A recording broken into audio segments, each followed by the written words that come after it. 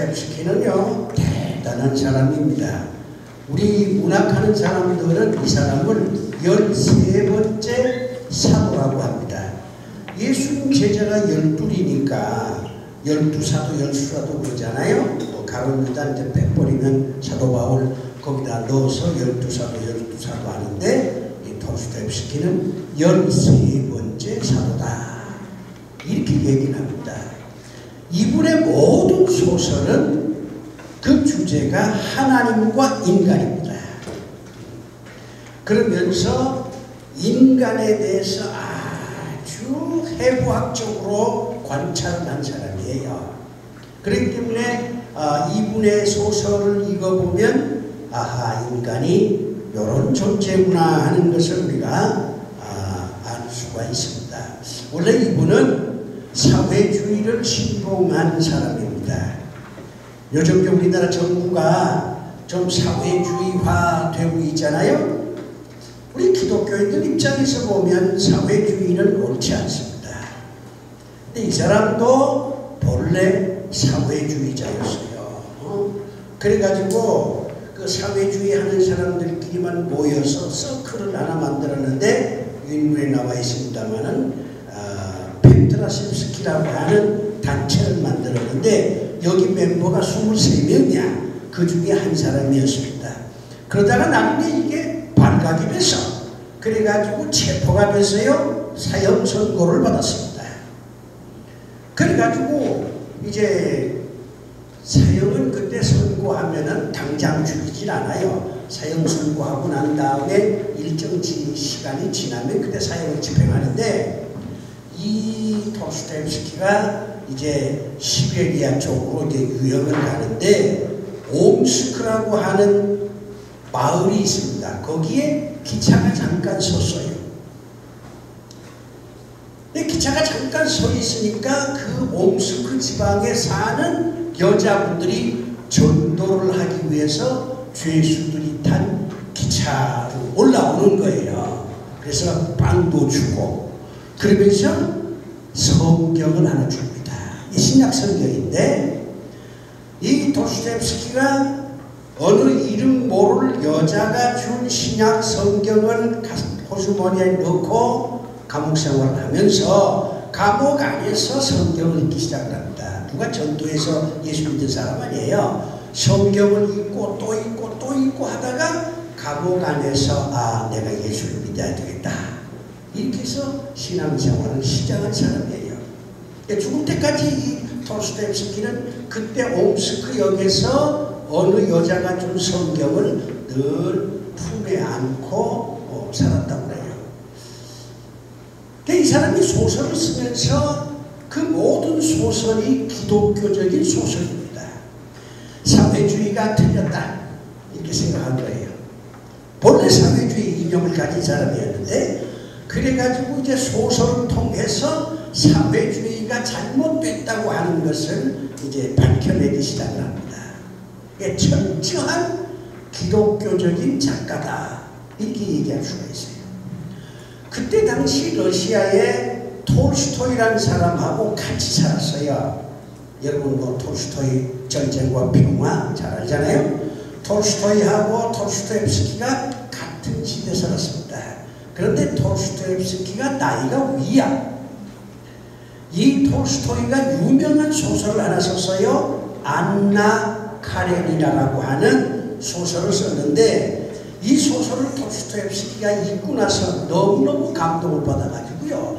그 소설책을 이렇게 들고 모스크바를 돌아다니면서 이 톨스토이가 쓴 이 책이야말로 최고의 소설이다.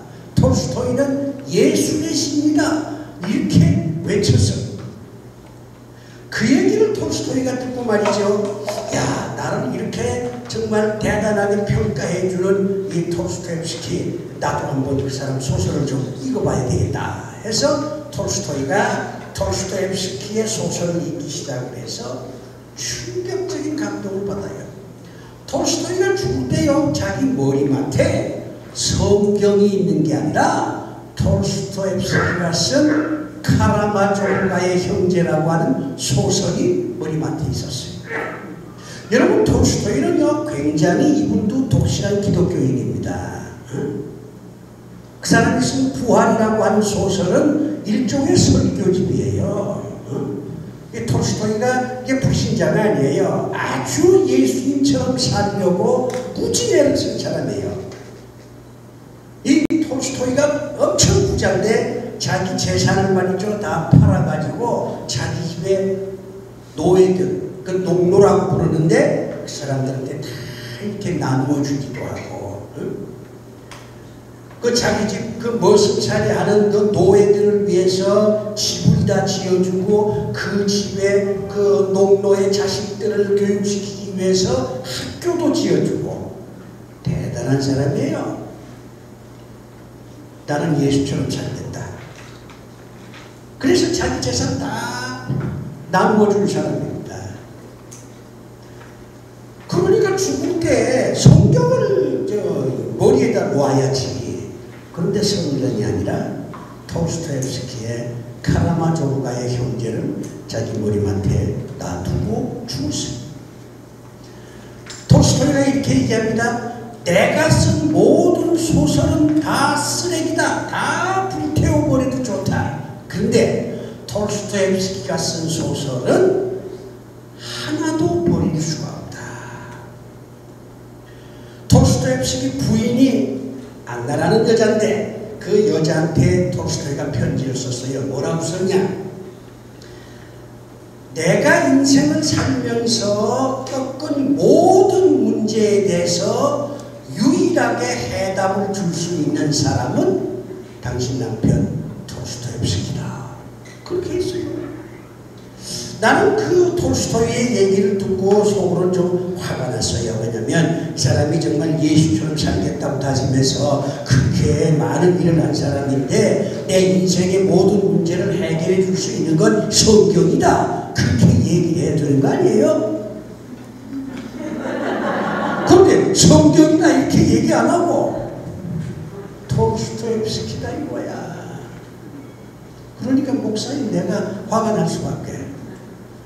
그래도 아하 톨스토이가 그만큼 이 톨스토옙스키를 존경하고 그 사람의 작품에 대해서 깊은 감동을 받았기 때문에 일종의 강조법으로 그렇게 썼나보다. 이렇게 저는 이해를 했어요. 러시아의 유명한 신학자가 있습니다. 이게 베르자예프라고 하는 사람인데 이 베르자예프라는 사람이 이런 얘기를 해요. 우리가 이제 인간을 얘기할 때 흑인종, 백인종, 황인종 그렇게 얘기를 하잖아요. 프란시스 베이컨은 무슨 뭐 거미 같은 사람, 무슨 개미 같은 사람, 뭐 무슨 빼미 같은 사람 이렇게 분류를 했는데 이 베르자예프는 이렇게 얘기합니다. 인간은 톨스토옙스키를 아는 사람과 톨스토옙스키를 모르는 사람으로 나눌 수 있다. 대단한 평가예요. 우리 입장에서는 인간은 구원받은 사람과 구원받지 못한 사람으로 나눌 수 있다. 인간은 예수쟁이하고 안 예수쟁이하고 뭐 이렇게 나눈다 이렇게 얘기를 해야 될 텐데 베르자예프 분산 신학자입니다. 그런데 인간은 톨스토옙스키를 아는 사람과 톨스토옙스키를 모르는 사람으로 나눌 수 있다. 그렇게 얘기를 했어요. 공산주의를 만든 사람이 칼 막스입니다. 그래서 많은 공산주의를 신봉하고 사회주의를 신봉하는 사람들을 뭐라 그러냐? 20세기의 예언자는 칼 막스다. 이렇게 얘기합니다. 그런데 알베르 까무라고 하는 이 프랑스 소설가는 20세기의 진정한 예언자는 막스가 아니고 톨스토옙스키다. 그렇게 얘기를 해요.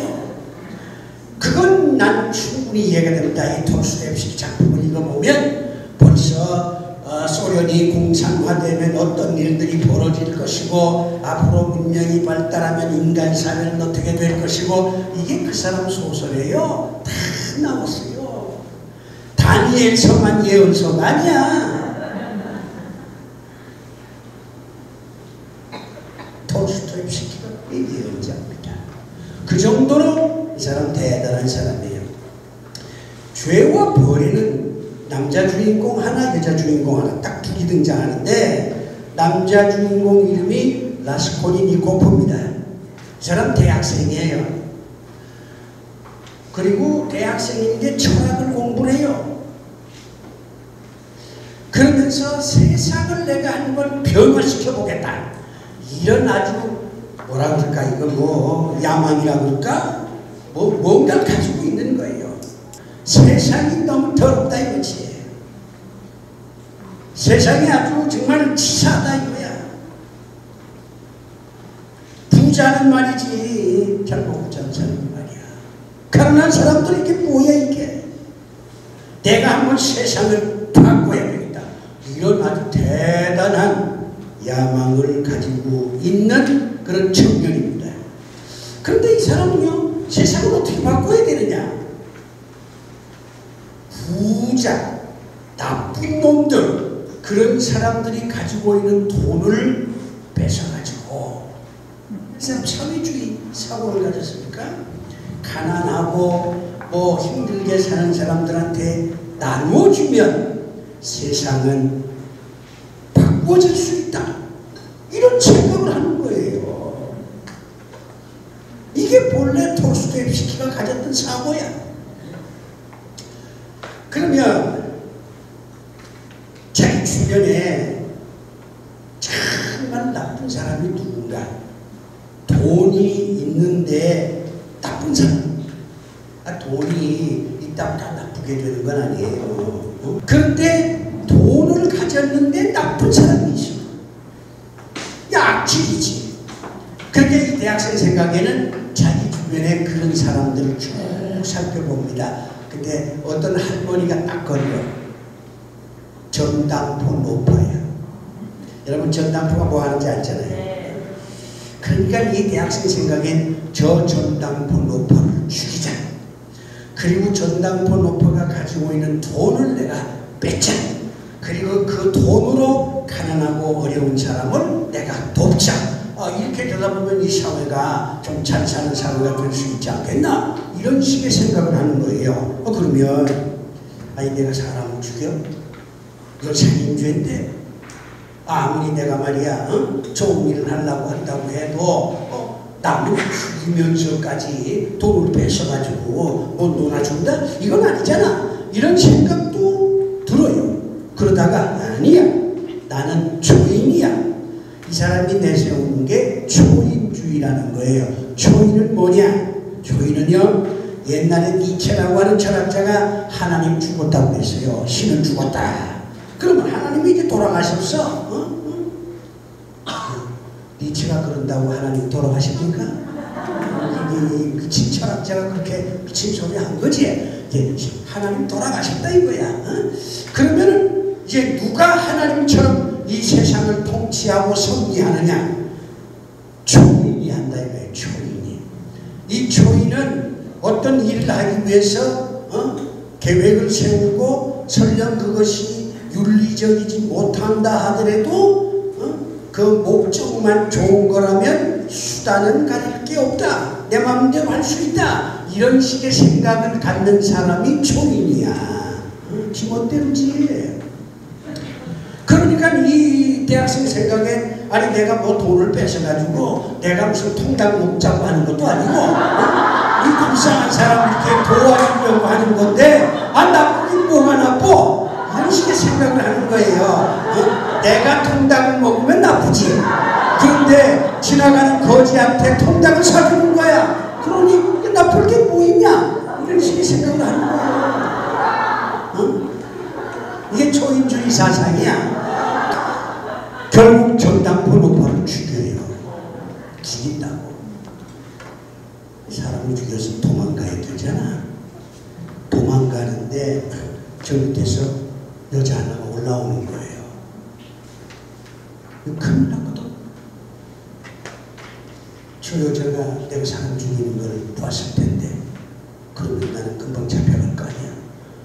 저 여자도 내가 죽여야 되겠다. 그래야 완전 범죄 될 거 아니에요. 그래서 밑에서 올라온 올라오는 여자 하나를 또 죽여요. 그게 전당포 노파의 동생이야, 여동생이야. 그러니까 자매를 죽인 거지. 근데 그 리자베타라고 하는 그 밑에서 올라온 그 전당포 노파의 여동생은 굉장히 착한 사람이에요. 언니는 뭐 전당포 하면서 나쁜 짓 많이 했지만 그 여동생은 거의 100칠 가까워 착해. 그런데 착한 사람까지 죽인 거예요. 두 사람 죽였죠? 집에 와서 고민하기 시작을 합니다. 야, 이거 내가 한 사람만 죽인 게 아니라 내가 뭐 도움을 주겠다고, 내가 정말 도와주겠다고 하는 그 가난하고 불쌍한 사람까지도 내가 죽였구나. 이런 식으로 이제 갈등을 겪게 됩니다. 그래서 이 사람을 유인물에 내가 뭐라고 썼냐면 고매한 살인자라고 그랬어요. 앞뒤가 안 맞죠? 고매하다 하는 말은 뭐냐면 사회를 바꿔보겠다는 거지. 가난하고 억울하게 사는 사람을 도와보겠다는 거지. 나는 통닭을 못 먹어도 주변 사람들한테 내가 통닭을 좀 대접하겠다 이거야. 그러니까 생각은 고매하잖아요. 그런데 자기가 무슨 뭐 복권을 뭐 당첨해서 그 돈으로 하면 좋은데 사람을 죽였으니까. 그래서 고매한 살인자다. 이 두 개의 모순이 같이 붙어 있는 겁니다. 인간은요, 두 가지가 항상 갈등을 겪습니다. 내가 이제 천당에 가면 사도 바울한테 물어볼 생각이에요. 내가 사도 바울이 순교당한 곳을 3번이나 갔어요. 로마에 가면 그때마다 감동을 받지. 하나님을 위해서 평생을 살다가 순교당했으니까. 그럼에도 불구하고 그 목이 떨어지는 그 순간에 두려움은 없었을까? 후회는 없었을까? 갈등은 없었을까? 그런 생각이 들더라고요.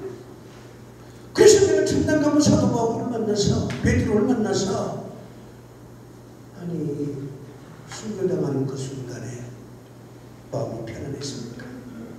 갈등은 없었습니까? 후회는 없었습니까? 한번 여쭤보고 싶었어. 그러면 뭐 보나마나 답은 정답이에요. 사도 바울이 야, 뭐 난 편안하게 죽었어. 뭐 괜찮대. 그렇게 말씀을 하시겠지만 그냥 지금 생각은 난 항상 그런 거예요. 인간은요, 이게 바울이 솔직한 사람이에요. 나는 사도 바울을 존경하는데 그거는 전도를 많이 하고 무슨 성경을 뭐 무슨 절반 이상 썼다 그런 것 때문에 사도 바울 존경 안 합니다. 성경 지가 썼어요? 성령이 쓰게 하니까 썼지. 아니야. 사도 바울의 위대함은 자기의 내면을 고백하는 겁니다. 오호라, 나는 권고한 사람이다. 그걸 인문학적으로 보면요, 정말 사도 바울 앞에 무릎을 꿇고 싶어요.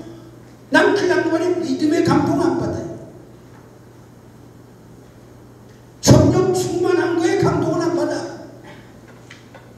그것도 물론 있지. 그러나 자기 속에 있는 내면의 세계를 모든 사람들이 신처럼 추앙하는 사도 바울 아니에요. 그런데 나는 죄인 중에 괴수다. 그게 입버릇처럼 하는 게 아니에요. 입버릇처럼 하는 게 아니야. 정말 고통에서, 고민에서 나오는 그런 외침이기 때문에 그럴 수 있다는 거 참 대단하다 이렇게 생각을 하는 겁니다. 자, 이런 남자입니다. 이론이 딱 있어요. 이념적인 사람이야, 이 남자는. 이런 남자는 전도하기 굉장히 어려워요.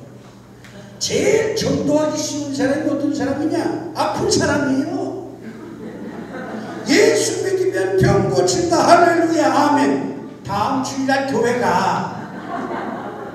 가난한 사람 참 쉬워요. 예수 믿으면 복 받아. 당시에 짓을 하고 말이야. 그리고 복권 한번 사봐. 당첨돼. 그러면요 당장에 교회 가요. 물론 안 되지. 물론 안 되지. 인간이 그렇게 얄팍한 존재예요. 그런데 이렇게 이념이 투철한 사람, 세상을 바꿔보겠다고 하는 야심을 가진 사람, 철학하는 사람, 청년, 이런 사람 전도하기 쉽습니까? 어렵습니다. 왜 한국 교회 청년들이 많이 떠나느냐? 떠나는 이유가 있어요. 청년들이 공부를 했거든. 세상에 대한 불만이 많아.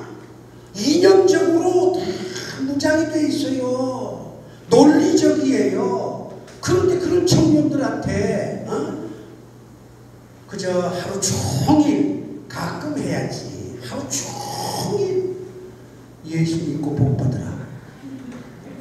그러면요 청년들이 처음에는 아멘 하다가요 나중에 안 해. 내가 청년들하고 대화해봅니다. 야 천당에서 만나자. 목사님도 천당 갑니다. 왜 안 가냐? 천당에 커피숍이 없잖아요. 내가 요한계시록을 읽으니까 천당에 맨날 찬송만 한다는데 그거 어떻게 해야 저 목이 아파서 찬송합니까? 그래 내가 웃으면서 야 이 자식아 그건 말이야 성경에 천당이 그렇게 해피한 데다. 그걸 의미하는 거지. 천당에 가보면 커피보다 더 맛있는 것도 많아야. 나 아직 안 가봤지만. 여러분 그리스로마 신화에 보면요 신들이 올림푸스 산에서 커피를 마셔. 그걸 넥타라고 그래요. 넥타. 그러니까 그런 소리 하지 마라. 어쨌든 요즘 젊은이들은 그런 사고를 가졌어요. 이게 종교다원주의 시대니까. 그런데 그런 청년들한테 하루 종일 만날 때마다 복 받으라. 병 고치라. 아직 병도 없는데 병은 한 50대가 돼야 병 고치라는 게 통하지. 지금 팔팔한 젊은이들한테 병 고치란 안 해. 그냥 왜 한국 교회가 청년들을 못 잡고 있어요? 이렇게 이 청년이야. 근데 이 청년이 꼬꾸라져요. 소니아라고 하는 여자한테 꼬꾸라집니다. 이게 놀라운 반전이에요. 이 소니아는 18이야. 같은 청년이야. 내 친구예요. 이 러시아의 그 문학을 보면요 남자가 여자를 건져내는 게 별로 없어요. 남자는 쓸모가 없어. 응? 그 이상하게 러시아 문학은 여자가 남자를 다 건져내. 여자가 남자를 건져내. 여기도 지금 여자거든. 응? 톨스토이의 거기도 카츄샤라는 여자가 등장하지 않아요? 이 여자는 내 친구예요. 한국은요 과거를 묻는 사회입니다. 그 사람이 과거에 뭐 했냐? 5년 전에 뭐 했냐? 근데 서구는 과거를 묻지 않습니다. 그래 나는 그 좋아하는 유행가가 있어. 나혜심 씨가 부르는데 과거를 묻지 마세요. 근데 한국 사회는 과거를 물어요. 그러니 뭐 일제 때 무슨 친일했다. 아니 지금 뭐 일제시대가 언젠데 아직까지도 말이지 뭐 죽창을 들고 어쩌자저쩌 하고 말이지. 과거가 중요한 건 사실이에요. 그러나 과거에 매이면 안 됩니다. 과거를 통해서 교훈을 얻으면 그걸 가지고 현재를 살고 미래를 개척해 나가야지. 이 여자는 내 친구야. 그런데 이 매춘부인 여자가 이 똑똑한 대학생을 구원하는 겁니다. 그럼 이 여자가 도대체 어떤 여자냐? 이 라스콜니코프하고 소냐가 다 처음 만나는 장면이 있어요. 그때 이제 남자가 느낀 게 나와 있어요. 눈이 이쁜 거야, 눈이. 푸른. 그러니까 이 라스콜니코프도 소냐 매춘부 아니에요. 이게 완전히 몸은 엉망진창인 여잔데 딱 보니까 그 푸른 눈에서 굉장히 충격을 받습니다. 순결한, 성스러운, 아주 진실하고 티없는 그런 걸 눈을 통해서 다 받아요. 그리고 이게 매춘부인데 그 매춘한 이유가 뭐냐면은 자기 친어머니도 아니야. 아버지는 친아버지지. 근데 어머니는 친엄마가 아니야. 동생도 친동생이 아니야. 근데 당시 러시아가 너무너무 힘드니까 어떻게 뭐 먹고 살 길이 없어. 그래서 이 18살 된 소녀가 자기 몸을 팔아가지고 가족들을 부양하는 거예요. 근데 이런 여자인데도 얼굴에 미소가 떠나지 않는 거예요. 그러면서 이 라스콜니코프라는 대학생이 이 여자는 그런 엄청난 고통을 받아들일 수 있는 인간이다 하는데 충격을 받습니다. 대개 이런 경우는요, 라스콜니코프 생각에는 세 가지 중에 하나일 거다. 자살을 하든가, 이런 상황이면 자살하지. 아니면은 정신병에 걸리든가, 그것도 아니면 애다 모르겠다 될 대로 되라 해서 음탕한 생활로 더 빠져들든가. 이 셋 중에 하나인데 이 소녀라는 이 소녀는 그게 아니야. 그런 참담한 상황 속에서도 푸른 눈을 가졌고 미소를 잃지 않는 거예요. 그러면서 이 대학생이 야, 저런 상황 속에 있는 내가 누구 원망하네? 원망하네. 자기에게 주어진 그 고통을 받아들이는 거예요. 운명과 싸우는 것도 용기지만 운명을 받아들이는 것도 용기입니다. 그래서 이제 이 라스콜니코프가 소니아라고 하는 여자에 대해서 깊은 감동을 받습니다. 이 대학생이요, 매춘부한테 감동을 받아요. 매춘부한테 그런 고통을 받아들이는 그 자세,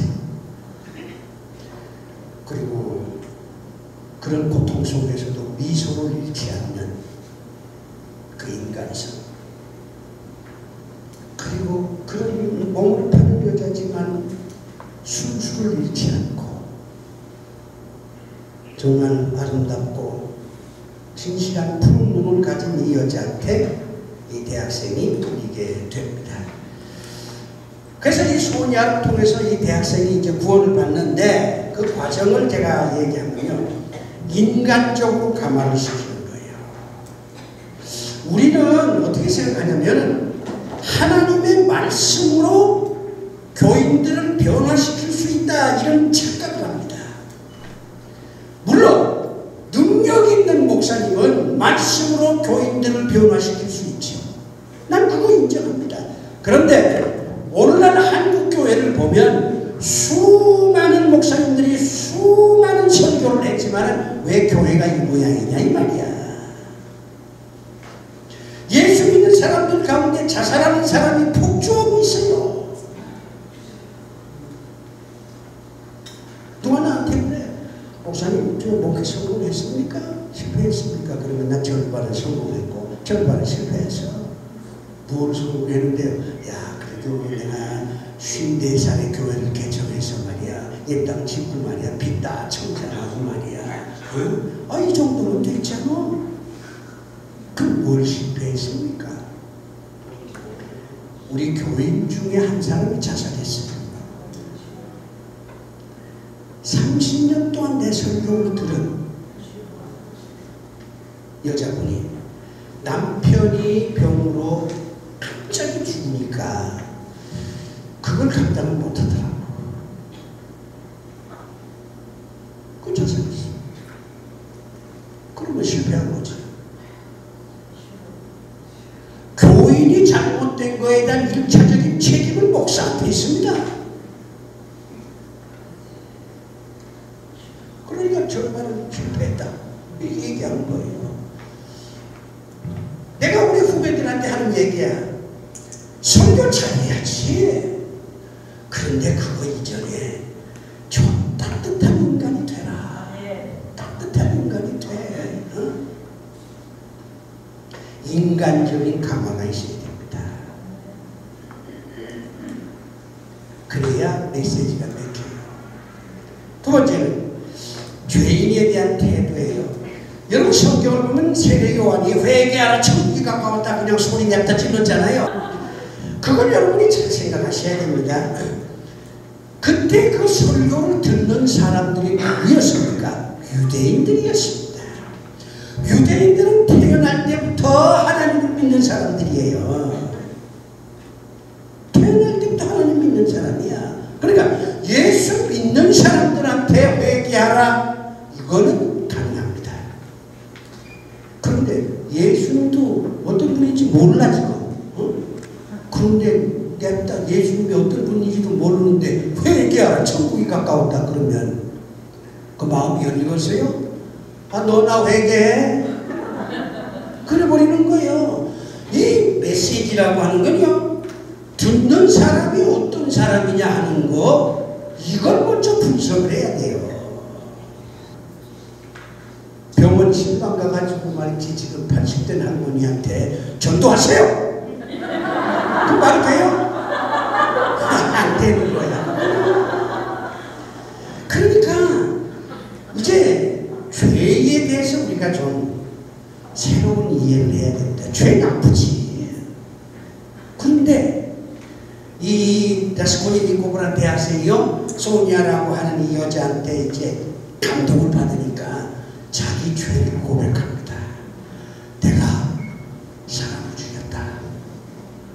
그것도 두 사람이나 죽였다. 그러더니 소니아가요 어떻게 반응한 줄 아세요? 야, 이 나쁜 놈아. 야, 나 너 그럴 줄 몰랐어. 당장 나가. 아니, 어떻게 합니까? 그러고요. 당신은 참 불쌍한 사람이다. 그렇게 얘기합니다. 불쌍한 사람이다. 이게 죄예요. 전도를 하려면은 상대가 죄인이건 뭐 살인자건 뭐건 일단은 불쌍히 여기는 마음이 있어야지. 너는 죄를 지었어. 너는 만약 지옥 갈 놈이야. 이거는 아니야. 그건 좀 천천히 해도 돼요. 천천히 해도 돼. 참 당신 불쌍하다. 이렇게 얘기합니다. 그러니까 이 라스콜리니코프가요. 사실 내가 사람을 죽였다고 고백을 할 때 그거 얼마나 참 두렵고 떨리겠어요. 게다가 또 사랑하는 여자인데 또 한 대 그냥 갈겨버리면 어떡해. 또 골치 아프잖아. 망설이고 했는데 고백을 했어. 그 여자가 껴안아주면서 당신 참 불쌍한 사람이다. 이렇게 얘기하니까 그냥 눈물이 핑 도는 거지. 죄인에 대한 태도가 참 중요합니다. 그리고 난 다음에 이제 성경 얘기를 하는데 설교를 안 해요. 설교를 안 해. 내가 33년 동안 설교를 했지만은 내 설교를 듣는 사람이 잘해버렸으니까 난 실패했다고 이렇게 본 거 아니에요? 설교도 또 솔직한 얘기지. 나도 목사지만 설교가 또 설교 다 와야지. 응? 설교가 설교 다 와야지. 무슨 6.25 때 무슨 뭘 했느니 말이지. 아니야. 그런 설교 가지고 인간 감동 못해요. 설교를 안 해요. 이 여자는 매춘하는 자기 방에 예수님 초상화를 딱 걸어놨어요. 성경도 있고 대단한 여자죠. 성경을 읽어줘요. 성경을 읽어줘. 근데 어디를 읽느냐? 회개하라 천국이 가까웠다. 그거 아니에요. 어디를 읽어주냐면 나사로의 부활하는 장면 있죠? 그 장면을 읽어줍니다. 성경만 읽어줘요. 설교를 안 해. 아니 지금 상대가 얼마나 똑똑한 사람인데 세상을 바꿔보겠다고 하는 이념을 가지고 공부 엄청 많이 한 그런 대학생한테 뭘 설교를 합니까? 그냥 설교만 읽어주는 거예요. 이 대학생이 그 사랑하는 여자가 읽어주는 성경을 다 이렇게 듣습니다. 그러면서 마음의 감동을 받아요. 그리고 이제 감동을 받으니까 내가 어떻게 했으면 좋겠냐? 어떻게 했으면 좋겠냐? 그래. 그러니까 여자가 새벽 기도하라. 아니야.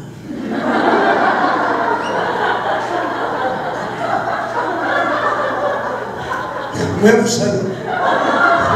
여러분이 웃는 건 여러분이 새벽 기도 많이 해봤다는 얘기야. 그래도 별 효과가 없었다는 얘기지. 그렇다고 새벽 기도 하지 말라는 얘기 아니야. 난 33년 동안 새벽 기도 한 번도 빠진 적 없어요. 근데 이 여자는 목사님 찾아가라. 목사 찾아가봐야 별거 없어요. 나는 뭐 솔직한 사람이니까, 나는 목사니까. 뭐라고 하십니까? 자수해야지. 죄와 벌이에요. 당신 죄를 지었으니까 벌 받아야지.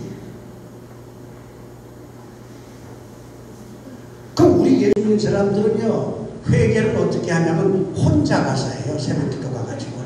주여 용서해 주시옵소서.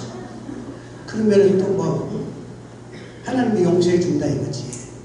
주일날도 예배 드리면 무슨 뭐 또 목사님이 뭐 또 뭐 사죄의 선포라고 또 성경 어디 이사야 몇 장을 부르면서 다 사해졌다고 얘기를 해요. 좋아, 다 좋아. 그러나 속이 아니며 그런 식의 회개는 그건 하나님과의 관계. 하나님과의 관계. 하나님과의 관계는 하나님 용서해 주시지. 그러나 이 죄라고 하는 것은 동시에 인간에게 지은 거기 때문에 인간에게 또 벌을 받아야지. 여러분 미양이라고 하는 영화가 있잖아요. 그거 아주 반기독교적인 영화인데 거기 이제 그 내용이 이런 거야. 그 저 어떤 여자 있는데 애가 교통사고 죽었어. 그러니까 그 이제 그 운전수가 감옥에 갔어. 근데 이 여자가 말이야 자식 죽으니까 굉장했지만 타격이 컸는데 다행히 이제 예수 믿게 된 거야. 예수 믿으니까 이제 마음이 이제 여유가 생긴 거지. 원수를 사랑하라 하는 말씀이 이해가 되고, 그래서 내가 감옥에 있는 내 자식을 죽인 그 운전수를 내가 용서하러 가야 되겠다 해가지고 이제 면회를 가는 거예요. 근데 면회가 나왔어. 그러니까 이제 이 사람 이제 믿음이 많이 자랐으니까 어떻게 지내시냐고. 그러니까는 내 죄를 참여하면서 내가 좀 지냅니다. 이렇게 얘기를 하지 않고 하나님이 나를 다 용서해서 감옥에서 편안히 지낸대. 그러니까 여자가 확 돌아요. 하나님께서 용서한 건 그건 신앙적인 거고, 당신이 말이야 내 아들 죽였잖아. 내가 당신도 용서를 해야지. 하나님만 용서하면 돼? 이게 믿음이 확 깨져요. 그래가지고 야 교회 틀렸다.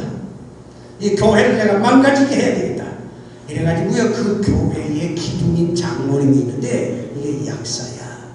그 약국에 자주 가요. 미인계를 쓰는 거야. 장로가 무너지면 교회도 무너진다. 그래서 장로가 무너졌어. 근데 이제 목사님이 이제 교회가 자꾸 안 되니까 이제 부흥회를 해야 되잖아. 그래서 부흥 강사를 모셔놓고 막 설교를 하는데 이 여자가요 교회 뒤에다가 대형 마이크를 딱 걸어놓고 목사님이 막 설교하잖아요. 그럼 뒤에서 거짓말이야 거짓말이야 막 퍼뜨리게 하는 거야. 죄는 하나님도 용서해야 되지만 나 때문에 피해를 본 그 인간도 나를 용서해야 되는 거예요. 그래야 그게 완전한 용서지. 그러니까 이 소리아가 당신 사람 죽였잖아. 물론 어떤 이념에 의해서 세상을 바꿔보겠다고 하는 철학의 근거에서, 그러니까 철학적 사유이라 그럽니다만은 그렇지만 사람 죽였잖아. 당신 복 받아야지. 자수해. 자수하라고 그럽니다. 되냐. 그냥 몰래 경찰서 뭐 뒷문으로 들어가서 나 사람 죽였습니다. 그건 안 돼. 세미야 광장에 가가지고 지나가는 사람들 앞에서 내가 사람을 죽였습니다. 내가 사람을 죽였습니다. 소리를 질러라. 그리고 난 다음에 파출소 들어가라.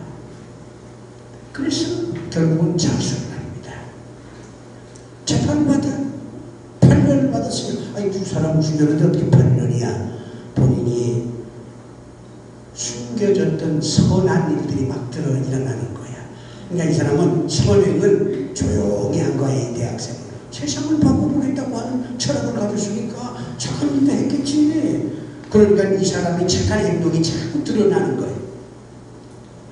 게다가 또 자수하고. 그러니까 8년. 그래 이제 시베리아로 갑니다. 여자도 같이 가요. 같이 갑니다. 그러니까 동행이죠. 같이 가서 돌보아줍니다. 근데 이 남자는 아직도 혼란이야. 내가 사람을 죽인 거는 뭐 나의 이익을 위해서 죽인 건 아닌데 세상을 바꿔보겠다고 해서 내가 죽였는데 왜 내가 이렇게 벌을 받아야지. 끝까지 자기 사회주의 이념을 버리지 못해요. 그런데 어느 날 새벽에 부활절날 새벽 6시 6시가 중요해. 6시에 혼자 이제 산책을 나오는 거야. 예? 근데 저쪽 강 저쪽에 그 소설 마지막 부분에 보면 상당히 감동적입니다. 저쪽에 노래소리가 들리고 유목민들이 이제 여기서 살다가 이제 저쪽으로 가야 되잖아요. 그래서 뭐 짐들 막 챙겨가지고 이사 준비하고 그런 걸 쭉 봅니다. 보면서 버리고 떠난다. 새로운 세계로 간다. 이런 생각을 하는 거예요. 근데 어느새 자기도 모르는 사이에 옆에 소녀가 온 거야. 그러니까 이 대학생이 소녀의 그 앞에 무릎을 꽉 꿇어서 소녀의 그 발을 딱 붙잡고 엉엉 울어요. 눈물은 아름답습니다. 애통하는 자는 복이 있나니. 왜 우리가 행복하지 못하냐? 울 줄 몰라서 그래요. 나 혼자 울고 나하고 뜻이 맞는 사람끼리 울고 교인들이 같이 모여서 울면 문제가 해결돼. 이 대학생이 울어. 이념이 사랑 앞에 패배하는 장면입니다. 여기 도스토옙스키는 사랑이 인간을 구원하는 것이지 이념이 사회주의 이념이 인간을 구원하는 게 아니다 이거지. 결론을 내립니다. 죄를 이야기하면서 전도하는 시대는 난 끝났다고 봅니다. 죄를 얘기하면서 전도한다. 이젠 시대가 끝났어요. 왜냐하면 모든 사람이 죄인이기 때문에 그렇습니다. 단지 구원받은 죄인과 구원받지 못한 죄인 요 차이지. 그렇기 때문에 우리가 무슨 전도할 때 당신 회개해야 돼. 당신 말이야 문제 있어. 그렇게 하면 웃어요. 속으로.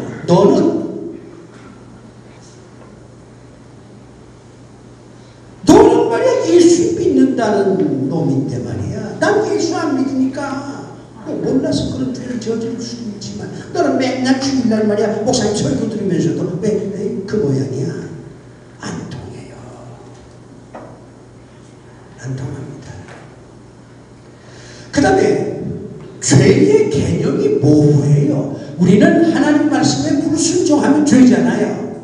그건 이제 우리끼리 다 합의가 된 거야. 그건 공식이야. 근데 아직 불신자들은요 하나님도 잘 몰라. 하나님 말씀도 잘 몰라. 그런데 하나님 말씀에 불순종하면 무조건 죄래. 그러니까 이거 뭐야 이거? 현실적으로 다가오지 않아요. 우리가 가장 문제 삼는 죄는 하나님 믿지 않는 죄잖아요. 그 도둑질한 것도 죄고 거짓말한 것도 죄지만 하나님 믿지 않는 게 가장 큰 죄야. 근데 아직 그 사람들은 그 지경을 모르니까 죄 얘기하면 야 죄의 개념이 모호합니다. 차라리 난 이렇게 얘기합니다. 하나님의 말씀에 불순종하는 거 죄다. 십계명 그거 어기면 죄다. 그러나 그것만 죄 있는 거 아니야. 목표 없이 인생을 사는 것도 죄야. 시간을 낭비하는 것도 죄야. 응? 젊음을 낭비하는 것도 죄야. 너무 많이 먹는 것도 죄야. 좀 적당히 먹어라. 이렇게 현실적으로 가르치는 거예요. 우상숭배하지 말라. 아직은 하나님도 잘 모르는데 뭐 우상숭배가 뭐야 이거? 그런 사람한테 시간을 낭비하는 게 죄입니다. 그러면 이게 듣거든. 듣거든. 이 죄의 개념이 뭐하고 요즘 우리 사회는요 죄를 적당히 인정하는 사회예요. 요즘 우리 세상의 가장 중요한 키워드는 적당하게 뭐든지 적당해야 된다. 죄를 안 지을 수 없다. 한계잖아요. 오히려 넘나니 한 사람도 없다는 말이 그거 아닙니까? 게다가 살아가려니까 죄를 조금씩 지을 수밖에 없어. 장사하는 사람들한테 원가가 얼마입니까? 그러면은 원가 그대로 얘기했다가 망하는데 근데 거기다가 뭐 좀 보태가지고 뭐 너무 많이 보태면 또 가슴이 쓰리고 아프니까 근데 조금 뭐 이 정도는 뭐 나만 하면 다 하지. 그냥 넘어가는 거예요. 상황. 인간은 상황적 존재예요. 아무리 정말 바르게 살다가도요 동창회 모여가지고는 야 모처럼 우리 자유롭게 만났으니까 오늘 늦게 들어가도 되잖아. 그래 나는 오늘 뭐 12시까지만 들어가면 돼. 야 그럼 오랜만에 우리 나이트 클럽 가자. 그 저녁 나이트 클럽 가. 근데 잘생긴 남자가 왔어. 눈 번쩍번쩍 거리지. 그러면 거기서 헤어나오려면 주여 이거를 30번을 해야 돼. 안 그러면 그 상황에 빠지는 거예요. 인간이 기계가 아니라니까.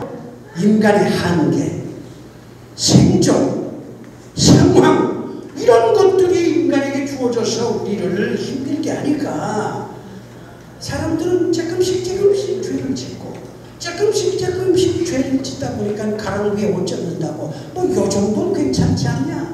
게다가 또 우리는 아주 위대한 방패막이 있어요. 주일날 가서 주여 하면 다 용서받으니까.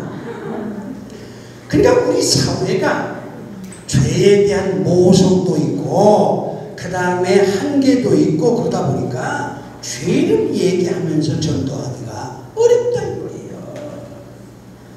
죄가 나오면 반드시 용서가 나오잖아요. 용서도 그래. 용서도 관념적이야. 하나님께서 나를 용서했다. 머릿속으로만 그래 하나님 나를 용서했다. 그래도 달라진 건 없어요. 마음이 조금 편안하지.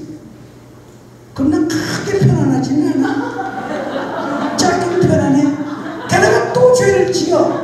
죄의 연속성이야. 그러니 아니 뭐 하나님 한다가 또 같은 죄를 지으니까 이거 뭐야 이거.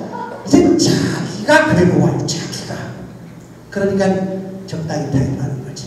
의인은 없나니 한 사람도 없다. 할렐루야. 넘어가는 거야. 그러니 죄를 가지고서 전도하는 시대는 끝났다고 나는 보는 거예요. 전도를 아직 믿지 않은 사람도 상대로 하는 거지 않을까.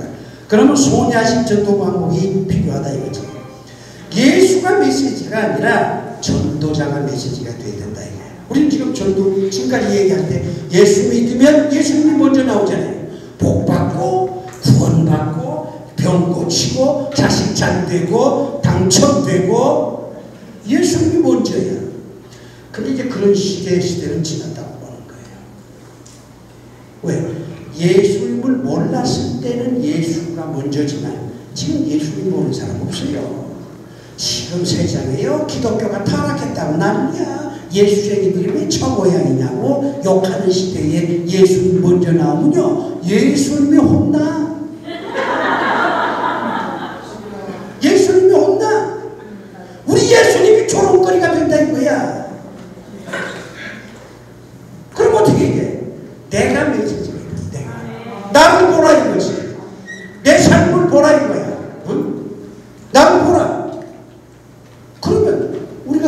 좀 괜찮은 사람이 되면 저 사람 괜찮네. 저 사람 뭐 눈도 푸른 눈이고 좀 찌두리며 살아도 얼굴에 미소를 잃지 않고 뭐 발자가 기고 하니 어쩌니 신체 기능도 안 하고 도대체 저 친구 왜 저래? 그러다가 이제 너 도대체 어떻게 살았게 큰 참담한 상황 속에서도 그렇게 푸른 눈을 가졌냐? 그러면 그때 나 다른 거 없어. 너 올다 싶으면 너 내가 뭐 서울대학 나왔냐? 나 고등학교 출신이잖아. 누구 이서방이 뭐 국회의원이냐? 아니야. 그런데도 이렇게 살 수 있었던 거는 예수 때문이야. 예수 믿어서 그래. 그 다음에 예수가 나와야 돼. 그 다음에 예수가 나와야 돼. 순서가 바뀌어. 소냐처럼 예수님은 이제 좀 뒤로 모시고 내가 먼저 해야 된다. 나를 보라 이거야. 나를 보라. 이렇게 전도를 해야 된다. 그 다음에 인간에 대해서 긍정적이어야 됩니다. 우리가 회개하라고 외치는 것은 인간을 살려내기 위한 주님의 외침이에요. 인간을 정죄하기 위해서 그렇게 외치는 게 아니야. 어떤 인간이라도 여기 지금 소냐는 2명이나 죽였잖아요. 이 대학생이. 그래도 정죄하지 아니하고 끌어앉아 불쌍한 사람이라고 얘기해 주지. 여러분들이 이제 선교지에 가면 뭐 별 희한한 사람 다 있을 거 아니에요. 그래도 미워하지 말고 하나님의 형상을 닮은 존재라고 생각해서 인간에 대한 좀 긍정적인 자세를 가져야 되고, 그 다음에 접근 방법이 옛날하고 달라야 된다. 죄보다는 삶이 먼저다 이거지. 어떻게 살아야 되느냐. 옛날에는 어떻게 죄에서 해방되느냐 이게 먼저인데, 지금은 범위를 넓혀서 어떻게 살아야 되느냐. 삶이 먼저야. 삶이 중요하다. 이렇게 살자, 저렇게 살자. 산다는 건 이런 거 아니냐, 이런 얘기. 그 다음에 복보다는 이제 복도 받을 만큼 다 받았어. 진리가 중요한 거야. 진리가. 그러니까 복 받으라는 소리 좀 그만하고 진리가 이것이다. 주님이 가르쳐준 진리가 이것이다. 이렇게 접근을 해야 오늘 이 시대의 전도가 가능하지 않겠나. 네, 그렇게 얘기를 하는 거예요. 수고하셨어요.